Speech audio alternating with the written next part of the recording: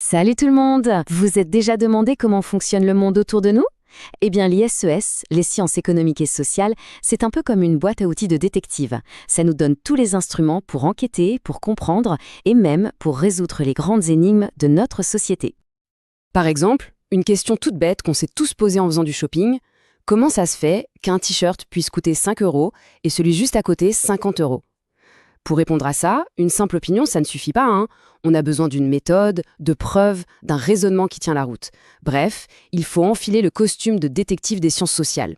Et c'est justement ce qu'on va apprendre à faire ensemble aujourd'hui. Alors, voilà notre plan de match. D'abord, on va voir comment on devient un détective du social. Ensuite, hyper important, on apprend à décoder la mission. Après ça, on part à la chasse aux indices, on analyse les preuves, on résout l'affaire, et à la fin, ce sera le moment de se lancer. Allez, c'est parti. Devenir un détective du social, concrètement, ça veut dire quoi? Eh bien, c'est simple, c'est apprendre à passer de l'opinion, du fameux moi je pense que, à la preuve au je peux démontrer que. En SES, on apprend à construire des arguments en béton qui reposent sur des faits pour vraiment expliquer le monde qui nous entoure. On passe à la deuxième étape, décoder la mission. C'est super important parce qu'avant de foncer tête baissée chercher des réponses, un bon enquêteur, il fait quoi? Il prend le temps de bien, mais alors très bien, comprendre la question. C'est vraiment la base de tout. Et pour y arriver, j'ai une petite méthode en 3 étapes. C'est simple et super efficace. Étape 1, on identifie le verbe d'action. C'est lui qui donne l'ordre en quelque sorte. Étape 2, on repère les mots de vocabulaire des SES. Et enfin, étape 3, on définit bien le cadre, le contexte, histoire de ne pas répondre complètement à côté. Et ce verbe d'action, croyez-moi, c'est vraiment l'indice le plus important de la question. C'est lui qui nous dit exactement ce qu'on attend. Par exemple, si on lit montrer, eh bien il faut prouver un lien de cause à effet. Si c'est comparer, on doit chercher les points communs et les différences.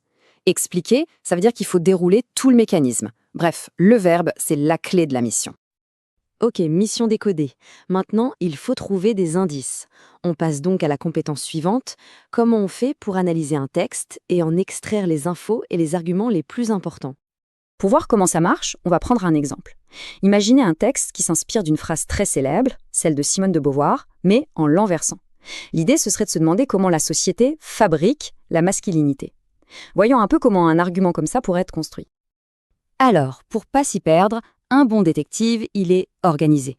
La meilleure technique avec un texte, c'est de le découper paragraphe par paragraphe. Regardez, ici, chaque paragraphe a son rôle. Le premier, il pose le problème. Le deuxième et le troisième, ils apportent des réponses en parlant du sport, des parents, de l'école. C'est simple, chaque paragraphe, c'est une nouvelle pièce du puzzle. Et là, attention, petite astuce de pro, il faut repérer les connecteurs logiques. Ce sont les panneaux de signalisation de l'argumentation. Des petits mots tout simples comme « car »,« donc »,« mais », « en effet ». Ils sont super importants parce qu'ils nous montrent comment les idées sont connectées. Est-ce que c'est une cause, une conséquence, une opposition?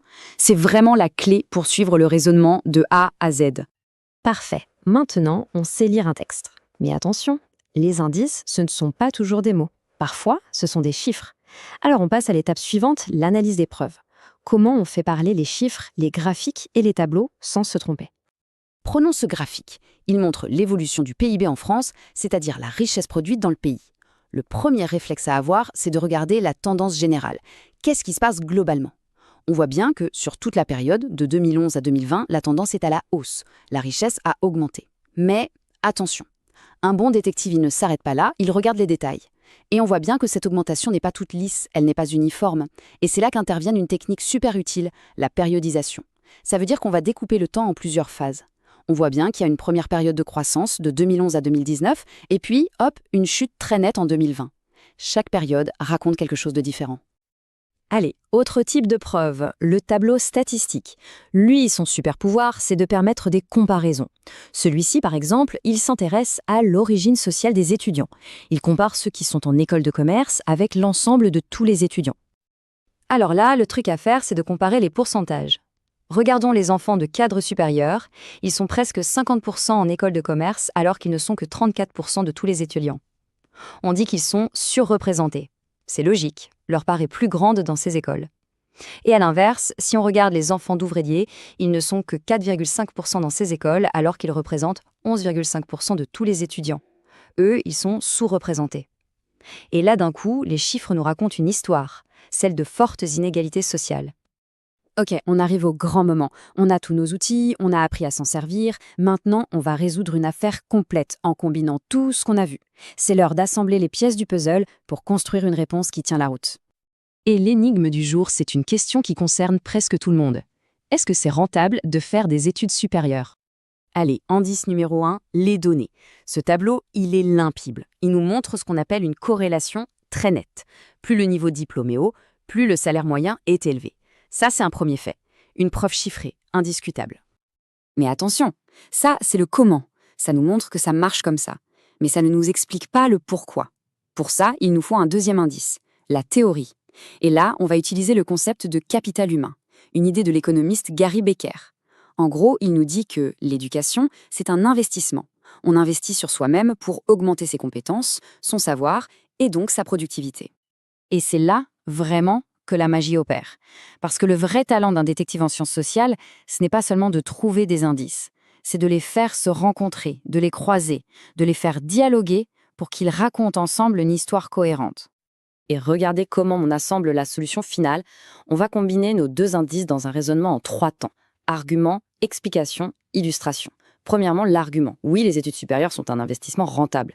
Deuxièmement, l'explication, qu'on prend dans la théorie de Becker, parce que l'éducation augmente notre fameux capital humain. Et troisièmement, l'illustration, qu'on prend dans les chiffres. Un ingénieur avec un bac+5 gagne en moyenne plus de 700 000 € de plus dans sa carrière que quelqu'un avec un bac+2. Et voilà, une réponse complète, argumentée et prouvée. C'est exactement ça, le raisonnement en SES. Voilà, affaire résolue. Mais le plus important dans tout ça, ce n'est pas cette enquête en particulier. C'est que maintenant, chacun possède sa propre boîte à outils de détective pour analyser et comprendre le monde.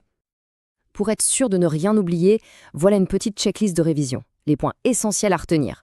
D'abord, les verbes d'action, c'est la clé pour comprendre la mission. Ensuite, les connecteurs logiques pour suivre un raisonnement. Puis, un concept important comme celui de capital humain.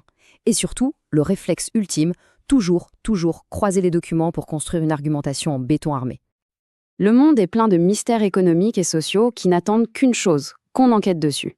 Alors la question c'est, quelle sera la prochaine affaire à résoudre ?